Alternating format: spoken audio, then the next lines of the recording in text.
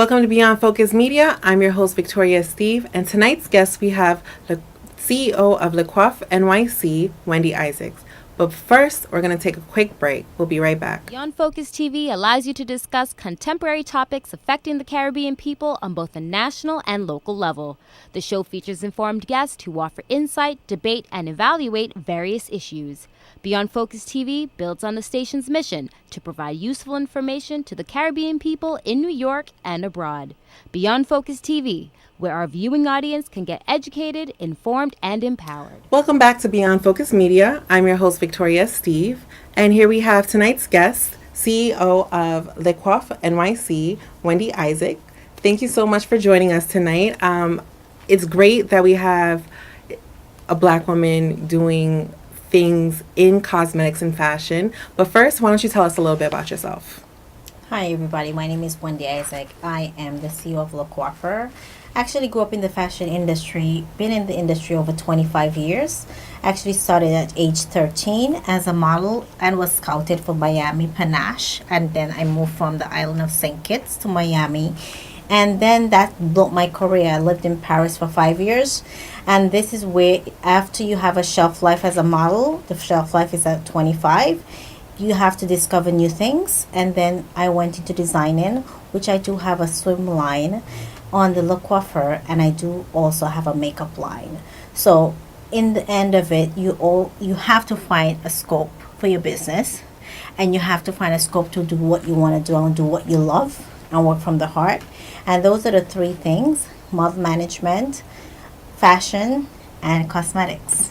That's awesome. So tell us about Coiffeur. Like what is it as a brand? Like how is it different from any other brand out there? Coiffeur is a brand that actually helps the independent designers develop a stature in the New York market. We are definitely international. We're based in St. Kitts, Antigua, Dominica, and Brazil. So the branch in New York is the hub. And what we do is actually push the international Caribbean designers to come to New York City to actually portray and display their products and their designs on the annual show, Coiffeur Style Runway 2019 or 2020, whichever it is. And how old is the brand? The brand is actually 9 years old. Oh. Actually, it's been around for a while. Just that we have now gone to the international market in the last 5 years. We're really taking it by storm. Yeah, that's awesome. So within the last 5 years, have you seen like a growth in Caribbean designers coming to U.S.? Absolutely. We just had a show in April which consisted of 17 designers. Nice. And out of those 17 designers, 10 was from the Caribbean. So all over Guyana, Trinidad, Jamaica, Antigua, St. Kitts. So it was definitely a diverse team of international Caribbean designers. Mm-hmm. And how do you feel that diversity plays a part in not just fashion, but like makeup too? Like how important is that need for diversity? Well, for me, like, I'm always on the go. So when I started looking at the makeup that I was wearing, or my beautician was, making me up every day to wear, whether it's a show, whether it's a radio show, whatever it is, we always on the run. So I realized that that particular brand, it was always too heavy for my face. Mm-hmm. And it was cakey or something like that. And I wanted something that could be seamless, make me feel natural, which I'm wearing now. And I could go with it all day without even having a touch-up. So I created that brand, and it's called Boss Lady Cosmetics. And I created that brand that can be long-lasting for the average girl who's looking for a clean, natural look. And we could also do glam. Mm-hmm. But every day from 8 a.m. to 12 midnight, that you don't have to touch up. It's water resistant, and it's for the average working girl. Okay, so Boss Lady Cosmetics, that's the cosmetic line, and Coiffeur is the fashion. Yes. Okay. Yes. So let's get into the fashion. So describe to me what the aesthetic looks like. Do you put in Caribbean vibes or? I always put in the Caribbean girls. Yes. I'm a Caribbean girl. Yes. So definitely, I love the Caribbean girls. I love color. I love fashion. I love diverse creations. So for me, Le Coiffeur is a styling and a platform brand that creates anything beyond the norm. So when the theme for my swim collection this year was elegance with a splash of color, and we kind of created a little bit of carnival, and we brought back all the bright colors, all the neons, all the oranges. It's great all for the, summer. Yeah, all the feathers. Mm-hmm. So that was something that we did in April for the show, and it was received well. It sold out. That line is sold out. So I started doing a new line, and it's just about like creating a platform where we can see what we can do as an individual, because when you see about the Cavallis, the Pradas, we can't compete with these guys. Okay, first of all, the marketing structure that they play is like $1 billion in marketing. So once I created the Le Coiffeur Styles, the runway, that was the platform for any international or independent designer to come to New York and get buyers, get any sponsorship, because that's what the show is about. So the real difference between you and like the Cavallis and the products is the marketing, right? It's the marketing. Yeah. It's the marketing. As an independent designer, the marketing is what plays a lot. And if you're gonna hire a celebrity to portray your marketing, of course your campaign is going to sell. Makes sense. And that comes with a great big structure of a marketing kit, a press kit, money to fund that, billboards. It's a lot. Yeah. So my opportunity to provide my peers and my fellow Caribbean people with Le Coiffeur Style the Runway, get buyers to come out, see their collection, and offer them some sort of investment where they can be seen in the department stores. We have some that had made it in department stores because they're able to have that press kit and the marketing kit, and they're able to mass produce. That's awesome. So, when you see people like Calvin Southwell in Macy's or Bloomingdale's, it's because Le Coiffeur Style that Runway played that platform for him, and there were buyers and collectors that can make their product. That's awesome. Yeah. That's awesome.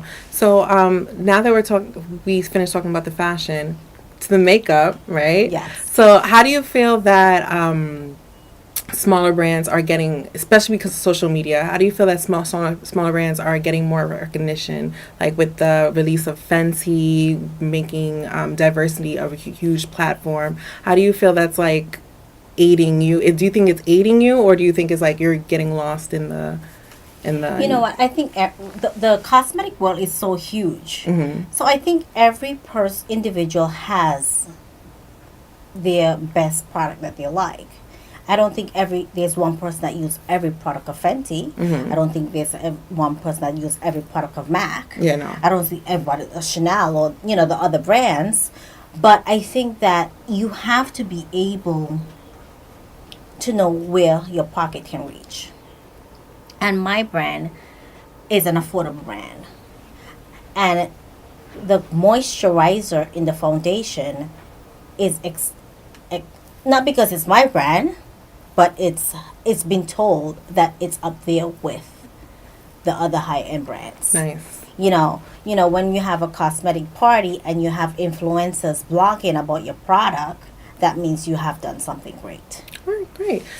So I will just hold that thought. We'll be right back. We're just going to take a quick break.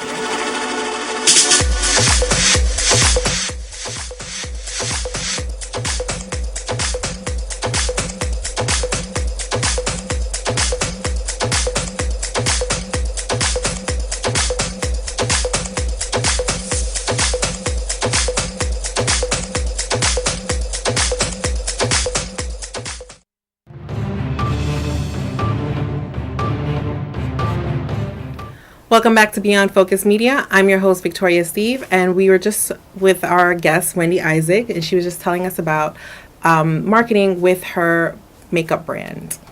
So, as you were telling me, what's other ways that you get your name out there to have people, more eyeballs on your brand?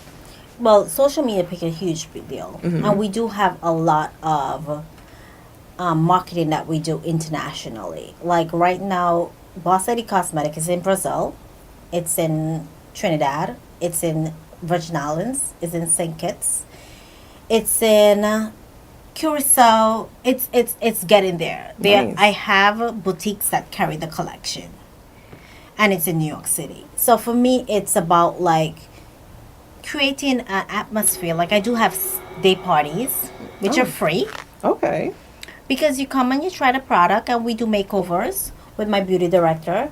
We do makeovers. We show them how to do eyes. We show them to do the full face. We do lips. We talk about what the color of the month is. And I do have a live Wednesday show. When I'm available to have my show, I actually speak about what is the color of the week. So it's really interactive with the consumer. Exactly. And it's about wearing your brand. Like, because in front of everybody every day, they ask me, Wendy, what are you wearing? It's Boss Lady Cosmetics. I have the brand. I wear it all the day. I wear it all the time. Everything that I'm wearing right now is Boss Lady Cosmetics. My eyeshadow, my foundation, my mascara, my lipstick. And how involved are you with the brand? Like, are you like mixing up chemicals, or I'm like very involved. Okay. I am so involved. Sometimes I think I'm too involved. Not only because I want to be able to love my brands. And the one thing that I have to say about that, I want to be able to speak that I can wear my brands. And if I can't wear my brands, then that's a problem. So for me, when we first started mixing the Boss Lady Cosmetics, it was too dry. And for me, as a female, we want something with moisture. Of course. You know, we want to keep that moisture in. And we want to make sure we had an array of color for everyone.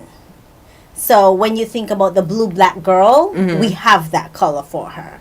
Because it's not everybody that carry that. Exactly. So we were able to fit from the darkest blue black to the lightest shade. Okay. And we do have an array of a really assortment of shade color for that.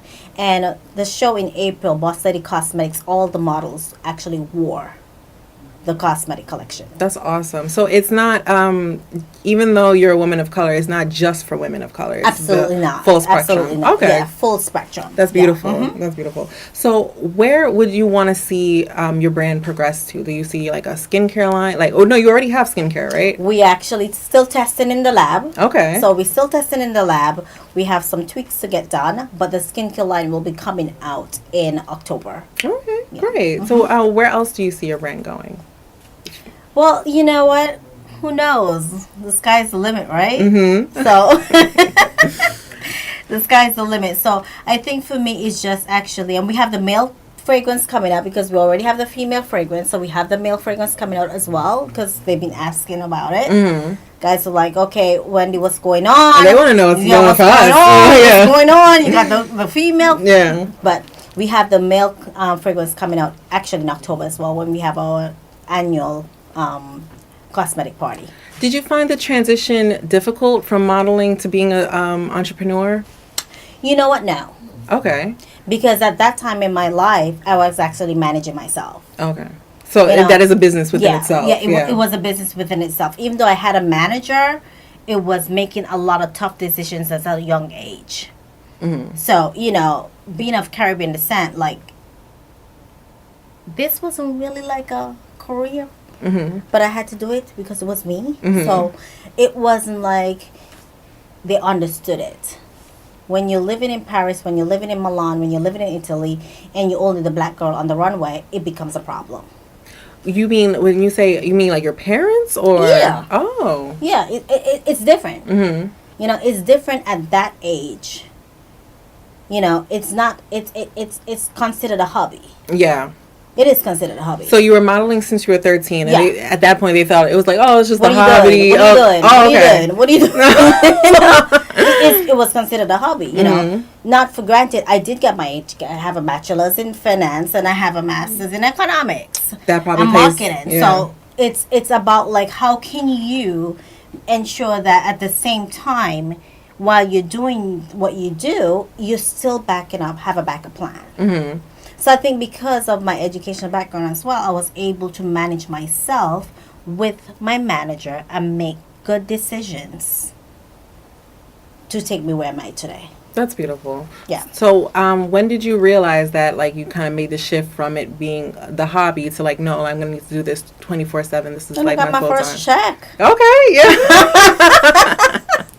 You're like, I like this. When you got designers requesting you and you have a contract that you don't even know what that contract means, it's like, okay, it's serious. Let me get an attorney and let me get a manager. Yes. So, what are some of the brands that you've worked with when you, first started I worked for out? Calvin Klein. I worked for Givenchy. I've worked for Prada. I've worked for a lot of high-end. Yeah. That's great. And were you like the one of two black girls, or were these brands that Yes. appreciated? It was. Oh, okay. You had to get your hair pressed straight. Like the time you didn't have a perm at that time, so you had to make sure you were ready. I've seen it a lot in the news where a lot of women of color that are models, they are saying that they have to take care of themselves. Like, they have to do their own makeup, they have to do their own hair because people aren't equipped with stuff for them. And this is why I did the cosmetic line. Yeah. Because our color is not a color that is in the rare of assortment when you go and sit in the chair. And it's hard to look good when they don't give you the equipment to look good. Okay. And it's the one of or two of 100 models that is of color. So, how do you feel about, obviously we talked about the lack of diversity, but how do you feel about when certain brands just are a little tone deaf when it comes to like Gucci with the whole blackface sweaters? How do you feel being in the fashion industry? Do you think it's just them being tone deaf, or do you think it's like them, I don't know, poking the bear or something like? I think when you think about the high-end brands, I think they push the button a lot to see how we're going to react. And I think the reaction that they got, they didn't expect. So when they got that reaction, they had to pull everything back. Yeah. And I think a lot of times they forget the audience, who shops Gucci. Or who looks up to Gucci, Definitely. Yeah. All right, so we're just going to take one more break. You're watching Beyond Focus Media.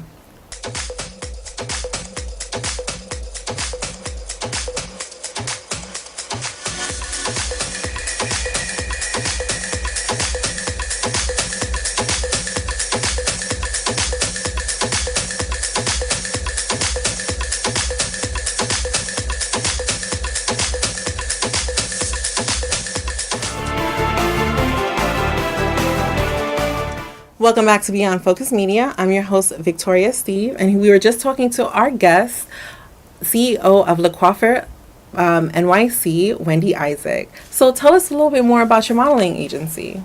Well, we actually started the model management 2 years now, and it's actually for anyone between the ages of 13 to 21.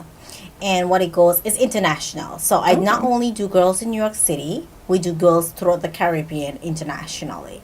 So anytime I go to an island, there's always scouted. We always do castings, anything like that. We do open house because a lot of people are interested. And they don't have that opportunity in the island. So we give them that information. And then we also go down occasionally to do segments, to training, or we do get a scout down there that can actually work with us to do the training. Okay, and so it's from 13 to 21, right? Is it like women and men? Women and men. Okay. Yes. And so how do you think modeling can improve young girl and guys' lives? I think it's a self-esteem. I think self-esteem is huge. I think it gives you that motivation and that courage to actually, walk and let people look at you in a different light, because I think the arts has been downplayed for so many years, especially in the islands. It's very downplayed in the islands, and I think now people are understanding, you could be a dancer and you could make as much money as anybody else. You could be a model and make as much money as anybody else. So I think it's a self-esteem boost. it's a motivational piece of who you are to enhance your beauty, enhance who you are at the time, because it is about self.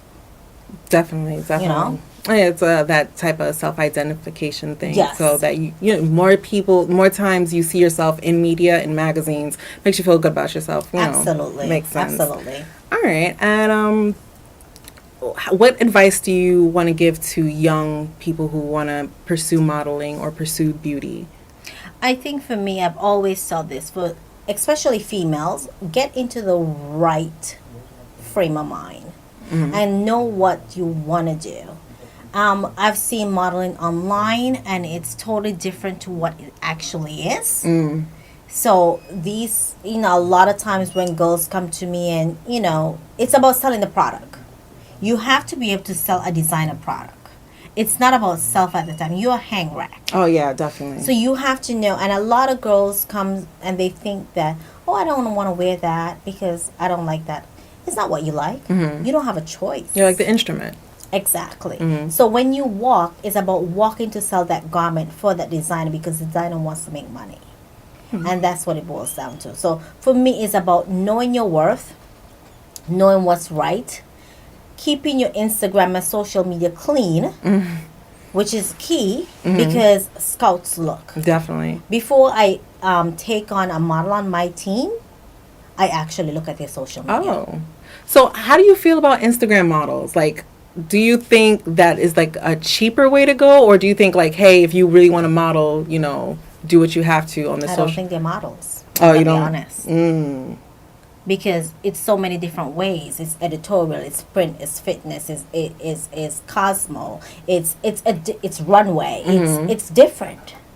It's so many different type of modeling that you could go into. So when you're on Instagram, I don't even have time to look at you. Oh, okay. So because I know you're not serious. Makes sense. So the Instagram accounts that you look at, right? What are some of the no-nos that you don't want to see on a potential? Nude pictures, butt cheeks out, Oh, boobs out. definitely. Like, those are the things that I look for, because if you're portraying yourself in that platform right now, what happens when you get to the runway? Or what happens when you hit that editorial and you're in a high-end magazine? So there's definitely a difference between like editorial and like kind of. Definitely. Yeah. First of all, you hit a high-end magazine and your picture's sitting there and they're like, this is the same person that was on that social media? No. Oh, okay. Yeah. That makes sense. Yeah. So there is no you don't think there's a separation between the person and like, once you're a model, you have to be like a brand ambassador, right? Not really, because you could have a brand ambassadors that actually pushes the brand, and they use that model constantly for campaigns. That's different. If you're a regular model, that you walk for anybody, but brand models usually just are stuck in contract for a little bit for one particular brand. Yeah. And how do you treat contracts and like underage models? Like, do you not advise them to get into long-term contracts, or? Well, I think at an early age, you shouldn't get into contracts. And like most of my team, I am, the agency and the model management is different. So at an early age, they're under the model management.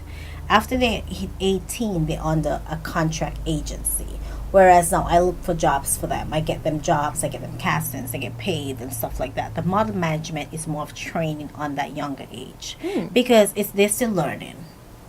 When they graduate from that, then they go into the agency where their parents can now understand and identify what it is, what it takes.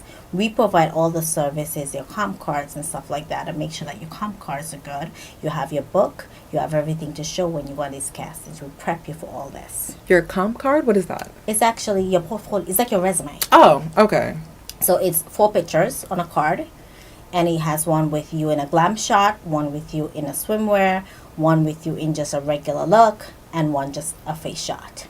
So how involved are you with the models that you put in your agency? I do train a class. I do train the more high end, like between 18 to 21. Oh wow! So you have like a lot of hats that you juggle. Yes. Like with the. So where do you find that? How do you juggle all of that? And well, we have a schedule. So if I'm not around to do that, I do have model coaches that can fill in for me. If I'm traveling or anything, they do fill in that gap. But when I'm in New York City, yeah, I definitely find the time to spend with them. Okay.